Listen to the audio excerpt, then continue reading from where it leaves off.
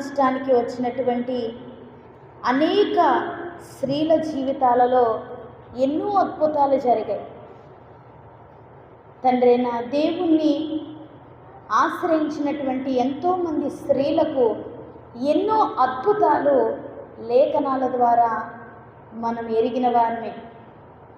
ఈ సాయంకాల సమయంలో పునరుత్థాన కూడికలు మొదటి ప్రార్థనకు ఇచ్చేసిన ప్రతి ఒక్కరికి శుభములను తెలియపరుస్తున్నాను.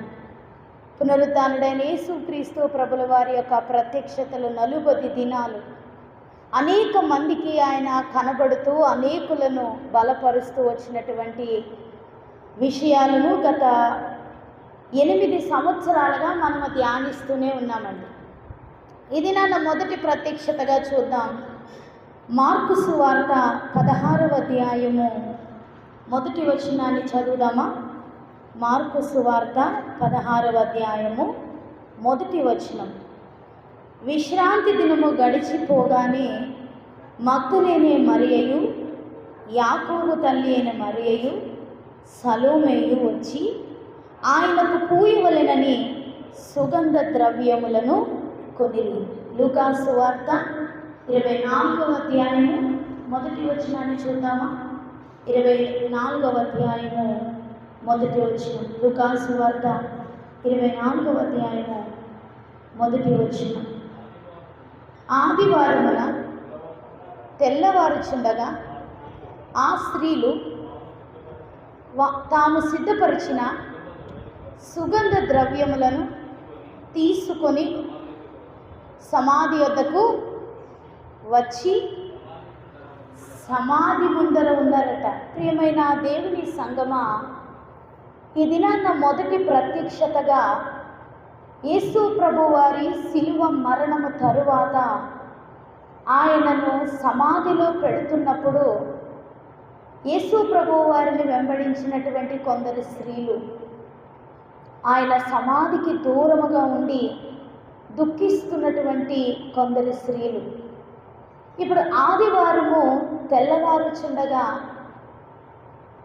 మగ్దలేని మరియా, వేరొక మరియా, యాకోబు తల్లి అయిన మరియా, సలోమోయు ఎంతోమంది స్త్రీలు యేసు ప్రభు వారిని ఆయన యొక్క దేహమునకు సుగంధ ద్రవ్యములను ఆయనకి పూయాలని ఆసక్తితో ఆ రాత్రికాల సమయంలో వారు సిద్ధపరుచుకున్నవి. కొన్ని సుగంధాలు వారు కొనుక్కొని యేసు ప్రభు వారి యొక్క దేహము కొరకు సిద్ధపరిచి ఉంచారట. వారు సిద్ధపరిచినవి తీసుకొని తెల్లవారుజామున ఆ సమాధుల యొద్దకు వారు ప్రయాణమై వస్తూ ఉన్నారు.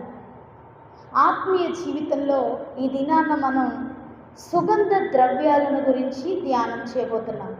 ప్రియులారా, సుగంధ ద్రవ్యములు అంటే అవి ఫ్రేగ్రెన్స్ స్పైసెస్, అంటే సువాసన కలిగినటువంటి మసాలాలు లాంటివి.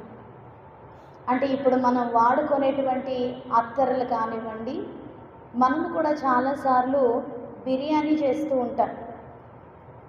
మామూలుగా మనం చేసినటువంటి రైస్ కంటే కూడా బిర్యానీ మంచి సువాసనగా ఉంటుంది. అది ఎంతో ఆహ్లాదకరంగా అనిపిస్తూ ఉంటుంది.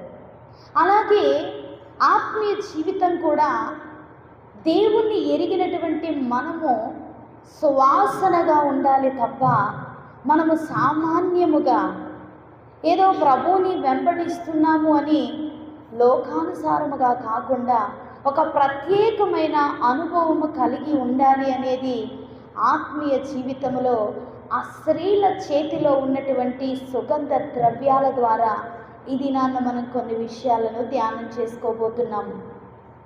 ఆ సుగంధ ద్రవ్యాలను తీసుకొని వచ్చి వారు ఏం చేయాలనుకున్నారండి? యేసు దేహమునకు, ఆయన దేహమునకు వాటిని పూసి వారు అనుకున్నది ప్రభు దేహానికి చెయ్యాలి అనే ఆసక్తితో వారు చీకటిలో ప్రయాణమై వస్తూ ఉన్నారు. మరి ఆత్మీయ జీవితంలో మనము దేవుని పట్ల ఎలా ఉండాలి? మన చేతిలో, మన జీవితంలో మనము జీవిస్తున్నటువంటి ఈ యొక్క కృపా దినాలలో ప్రభువుకి మనం సువాసనగా ఉంటున్నామా? యేసు ప్రభు వారిని వెంబడిస్తున్నటువంటి ఆ స్త్రీల హస్తాలలో ఏమున్నాయండి? సువాసన కలిగినటువంటి ద్రవ్యాలు ఉన్నాయి. మరి యేసు రక్తము చేత కడగబడి విడిపించబడి విమోచించబడినటువంటి మన జీవితంలో అటువంటి సువాసన ఉందా? అందుకే అపోస్తులైనటువంటి పౌలు గారు 2 కొరింథీకి రాసినటువంటి పత్రిక 2వ అధ్యాయము 15వ వచనములో ఒక చక్కటి మాటను మాట్లాడతారు. 2 కొరింథీలకు రాసినటువంటి పత్రిక 2వ అధ్యాయము 15వ వచనములో, రక్షింపబడు వారి పట్లను నశించు వారి పట్లను మేము దేవునికి క్రీస్తు సువాసనే ఉన్నాము. హల్లెలూయా.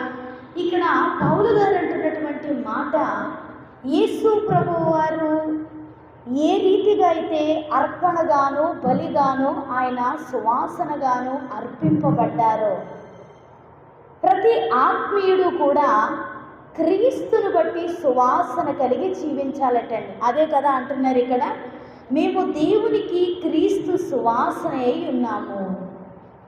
మరి మన ఆత్మీయ జీవితంలో మనం ఎలాంటి సువాసన కలిగి ఉన్నాము? క్రీస్తు దేవునికట క్రీస్తుని బట్టి సువాసన కలిగి ఉన్నారట. మీకు ఇంకా అర్థం కావాలి అని అంటే, నోవాహు దినాలలో భయంకరమైనటువంటి జల ప్రవాహము, జల ప్రళయము కొరకు దేవుడు ప్రణాళికను సిద్ధపరిచారు. ఇప్పుడు ఆ జల ప్రళయంలో అనేకులు మరణించారు, అనేకులు నశించిపోయారు. కానీ ఎవరైతే దేవుని మాట చొప్పున తన కుటుంబాన్ని నడిపించుకుంటూ ఉన్నారో, ఆ నీతిమంతుడైనటువంటి నోవాహు ఆ వక్ర జనుల మధ్య, ఆ పాపపు లోకములో అతడు ఎలా ఉన్నాడండి? సువాసనగా ఉన్నాడు. దేవునికి సువాసనగా ఉన్నాడట. నోవాహు దినాలలో ప్రజలందరూ చెడిపోయారు. ప్రజలందరూ కూడా వ్యసనాలతో పాపముతో నింపబడుతున్నటువంటి దినాలను గడుపుతూ ఉన్నప్పుడు నోవాహు మాత్రమే దేవునికి సువాసనగా ఉన్నాడట. అటువంటి నోవాహు కుటుంబాన్ని దేవుడు రక్షిస్తూ ఆ మహాజల ప్రళయము తరువాత అతడు ఆ వాడలో నుండి బయటికి వచ్చినప్పుడు ఆ ప్రాంతమంతా దేవునికి అవిధేయత కలిగినటువంటి వారంతా కూడా శవాలుగా కనబడుతూ ఉన్నారండి. అందుకని అపోస్తలుడైనటువంటి పౌలు గారు అంటారు, రక్షింపబడి వారి పట్లను నశించిపోయే వారి పట్లను. అంటే నేడు క్రైస్తవ జీవితంలో రక్షింపబడుతున్న వారి పట్ల మనం ఎలా ఉండాలండి? సువాసనగా ఉండాలి. ఆ రీతిగానే నశించిపోతున్న వారి పట్ల కూడా మనము సువాసనగా ఉండాలట. ఆ వాడలో నుండి నోవాహు బయటికి వస్తూ ఉన్నప్పుడు ఆ ప్రాంతం అంతా కూడా జల ప్రళయంలో మరణించినటువంటి శవాల వాసనతో నింపబడి ఉంది, కుళ్ళు వాసనతో నింపబడి ఉంది. ఆ వాసనలోనికి నోవాహు అతడి కుటుంబము నడిపింపబడుతూ అతడు బయటికి వచ్చిన తర్వాత ఒక బలిపీఠమును కట్టి దేవునికి బలిని అర్పించాడట. ఆ బలి సువాసన దేవుడు నాంగరాణించెను అని వాక్యం సెలవిస్తుంది. ఈ దినాన్న ఆ పునరుద్ధానములో ఉన్నటువంటి స్త్రీల హస్తాలలో ఉన్నటువంటి సుగంధ ద్రవ్య పరిమళం నేడు మనకు ఆత్మీయ జీవితంలో మనము కూడా క్రీస్తుకి ఎలా ఉండాలండి? సువాసనగా ఉండాలి. మనము నశించిపోయే వారి పట్ల సువాసనగా ఉండాలి, రక్షింపబడుతున్న వారి పట్ల కూడా సువాసనగా ఉండాలి అని అపోస్తలుడైనటువంటి పౌలు గారు మాట్లాడుతున్నారు. చూద్దాం మరి ఒక మాట. ఎఫెసీయులకు రాసినటువంటి పత్రిక 5వ అధ్యాయము 2వ వచనములో, క్రీస్తు మిమ్మును ప్రేమించి పరిమళ వాసనగా ఉండుటకు మన కొరకు తన్ను తాను దేవునికి అర్పణముగాను బలిగాను అర్పించుకొనెను, మీరు ప్రేమ కలిగి నడుచుకొని. మరి యొక్క సువాసన, దేవుడు మనల్ని ప్రేమించి తన కుమారుణ్ణి ఏం చేశారండి? మన కొరకు బలిగా ఆయనే అర్పించారు. అందుకే అతడు నలుగగొట్టబడుట యెహోవాకు ఇష్టమాయను అని వాక్యం సెలవిస్తుంది. ఇప్పుడు మన కొరకు అర్పణగాను బలిగాను యేసు ప్రభు వారు ఎలా మార్చబడ్డారటండి? పరిమళ వాసనముగా. ఆయన యాగము, ఆయన మరణము మనకేమిచ్చిందండి? పరిమళ వాసన, ఆహ్లాదకరమైనటువంటి సువాసన. ఆయన అర్పణగా, బలిగా మన నిమిత్తము పరిమళ వాసనగా మారిపోయారట. అందుకే ఆయన చేసినటువంటి శిలువ యాగాన్ని బట్టి దేవుడు మనకిస్తున్నటువంటి ఆజ్ఞ ఏంటో తెలుసా? మీరు ప్రేమ కలిగి ఉండండి. హల్లెలూయా. పునరుత్థానపు శక్తిని పొందిన మనము ఒకరి ఎడల ఒకరు ఏం కలిగి ఉండాలండి? ప్రేమ కలిగి ఉండాలి. అలా ఎప్పుడైతే ప్రేమ కలిగి ఉంటామో మనము కూడా పరిమళ వాసనగా మనం ఈ లోకంలో జీవిస్తాము అని దేవుని వాక్యం మనకు సెలవిస్తుంది ప్రియులారా. అదే రీతిగా 2 కొరింథీయులకు రాసినటువంటి పత్రిక 2వ అధ్యాయము 16వ వచనములో రక్షింపబడు వారికి జీవార్థమైన జీవపు వాసనగాను ఉన్నాము. రక్షింపబడుతున్నవారట, నశించిపోతున్న వారికి సువాసనగా ఉంటారు కొందరు.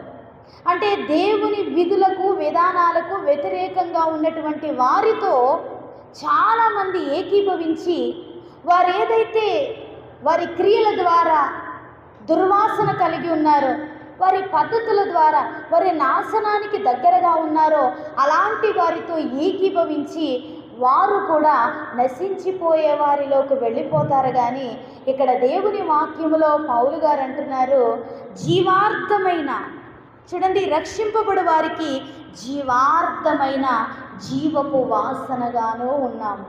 నశించిపోతున్న వారికి క్రీస్తు మాటలు చెప్పి వారిని జీవంలోనికి రాగలుగుతున్నామా? వారిని జీవంలోనికి రప్పించగలుగుతున్నామా? అసలు మనమే రాగలుగుతున్నామా? మనము నిలబడుతున్నటువంటి ప్రాంతాలు మరణానికి సాదృశ్యంగా ఉన్నాయా? జీవానికి సాదృశ్యంగా ఉన్నాయా? మనము జీవిస్తున్నటువంటి జీవితము మరణానికి మనల్ని దగ్గరగా చేస్తుందా, జీవానికి మనల్ని దగ్గరగా చేస్తుందా అనేది మనం గమనించుకోవాలి. ఇక్కడ మరి ఒక సువాసన ఏంటండి? జీవపు వాసనగా పౌలు గారు అంటున్నారు, మేము రక్షింపబడుతున్న వారికి జీవార్థముగా జీవపు వాసనగా ఉన్నాము. ప్రియమైన దేవుని సంగమా, ఈరోజు ఎంతమంది జీవపు వాసన కలిగి ఉన్నారు? ఎంతమంది మరణపు వాసన కలిగి ఉన్నారు? నశించిపోతున్నటువంటి ప్రజలు ఆ సొదొమలో దేవునికి వ్యతిరేకంగా జీవిస్తూ వారు మరణపు వాసన కలిగి ఉన్నారట. దేవుని యొక్క ఉగ్రత వారి పైకి దిగి వచ్చినప్పుడు ఆ ఆకాశము నుండి ఆ గంధకములు దిగి ఆ మరణపు వాసనకు తగినట్లుగా వారు నశించిపోయారు. ఏదైతే లోతు కుటుంబము దేవుని ఎడల భయభక్తులు కలిగి ఉన్నారో అటువంటి లోతు కుటుంబములో ఎలాంటి వాసన వస్తుందిగా తెలుసా? జీవపు వాసన. ఆ జీవపు వాసన ద్వారా వారు ఆ శిక్ష నుండి, ఆ కీడు నుండి, ఆ మరణము నుండి బయటకు వారు వచ్చారండి. ఈరోజు దేవుని మాటలు వింటున్న మనము మరణపు వాసన కలిగి ఉన్నామా? జీవపు వాసన కలిగి ఉన్నామా? అందుకే అపోస్తలుడైన పౌలు గారు అంటారు, రక్షింపబడు వారికి జీవార్థమైన జీవపు వాసన. ప్రియమైన దేవుని సంగమా, దేవుని మాటలు వింటున్న మనము అనుదినము దేవుని సన్నిధిలోనికి మాటి మాటికి ఆయన పాదాల యొద్దకు వస్తున్న మనము దేవుని వాక్యము ద్వారా మనం ఎలా మారాలో తెలుసా? జీవపు వాసనగా మారాలి. ఆ స్త్రీల హస్తాలలో ఉన్నటువంటి సుగంధ ద్రవ్యాలు యేసు దేహానికి పూయాలి అని వారు ఎంతో ఆతృతగా ప్రయాణమై వచ్చారు. కానీ అక్కడ యేసు ప్రభు వారి దేహము లేదండి. ఆయన ఇప్పుడు ఏ వాసన కలిగి ఉన్నారు? ఆ స్త్రీలు ఏమనుకుంటున్నారు? ఇక ఆ శరీరము పాడైపోతుంది కదా, క్రీస్తు శరీరము పాడైపోకుండా, అది చెడు వాసన కొట్టకుండా మనము వెళ్ళి సుగంధాలను పూసి వద్దాం అనుకుంటున్నారు. కానీ ఆయనలో మరణపు వాసన లేదట. ఏ వాసన ఉందండి? జీవపు వాసన. ఆయనలో జీవపు వాసన ఉంది కనుక ఆయన జీవించి లేచి ఉన్నాడు. మీరు వెళ్ళి చూసేసరికి అక్కడ ఏముందండి? అక్కడ ఏమీ లేదు.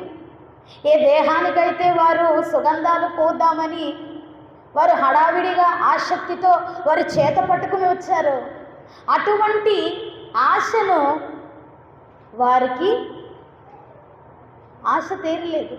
ఎందుకంటే ఆయన లేచి ఉన్నాడు. హల్లెలూయా! ఆయన లేచి ఉన్నాడు. యేసు ప్రభు వారు మన సమస్యలలో లేచేటువంటి దైవముగా ఉన్నారు. మనం ఆరాధించగలిగినటువంటి గొప్ప వాత్సల్యము కలిగినటువంటి తండ్రి అయి ఉన్నాడు.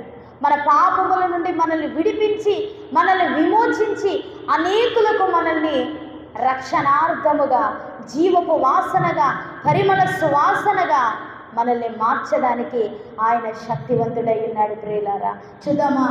మార్కు సువార్త 16వ అధ్యాయంలో ఆ స్త్రీలంతా కూడా ఏం చేశారటండి? సుగంధాలు పూయాలని వారు కొనుక్కొని వచ్చారట. అయితే అక్కడ యేసు ప్రభు వారి దేహము లేకపోయేసరికి వారికి భయం వేసింది. మొట్టమొదటిగా వారికి ఏం కలిగిందంటే భయము కలిగింది. అయ్యో, యేసు దేహము కనబడలేదు అంటే వారు ఇంకా జీవాధిపతి మరణములోనే ఉన్నారనుకుంటున్నారు. కానీ మరణ వేదనలో నుండి దేవుడు ఆయనను తిరిగి లేపాడు. ప్రియమైన దేవుని సంగమా, మరణములో నుండి, మరణపు ముళ్ళని విరిచి ఆయన జీవించడానికి దేవుడు తన శక్తి చొప్పున ఆయనను మరలా మృతులలో నుండి లేవనెత్తాడు. ఈరోజు ఆయనను వెంబడిస్తున్నటువంటి స్త్రీలముగా ఉన్న మనము ఆయనకి సువాసనగా ఉన్నామా? మన ఆత్మీయ జీవితంలో మనము జీవవాసన కలిగి ఉన్నామా? స్త్రీల హస్తాలలో ఉన్నటువంటి ఆ సుగంధ ద్రవ్యాలు ఏవేవో వాసన కలిగి ఉండొచ్చు. నశించిపోతున్నటువంటి ప్రజల మధ్య నోవాహు దేవునికి ఇంపైన సువాసనగా ఉన్నాడు. నశించిపోతున్నటువంటి ప్రజల మధ్య లోతు నీతిమంతుడిగా సువాసన కలిగి ఉన్నాడు. ప్రియమైన దేవుని సంగమా, ఆ ప్రాంతములో ఎంతో శ్రమను అనుభవిస్తున్న యోబు దేవుని కొరకు సువాసనగా సాక్షార్థమైన జీవితాన్ని జీవిస్తూ ఉన్నాడు.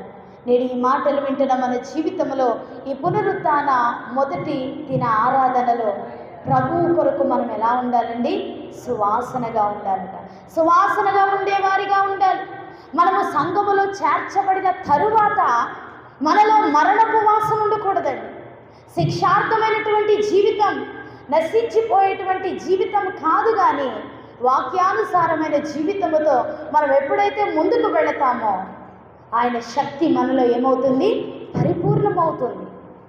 పరిపూర్ణముగా మనము దేవునికి సమీపించగలము ఎప్పుడు అంటే మనము నిర్జీవ క్రియలను విడిచిపెట్టినప్పుడే.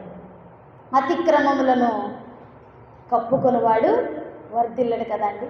దేవుని పాదాల యొద్దకు వచ్చి, దేవుని సన్నిధికి వచ్చిన మనము ఆయన సన్నిధిలో మనల్ని మనము సమర్పణ కలిగి సమర్పించుకోవాలి.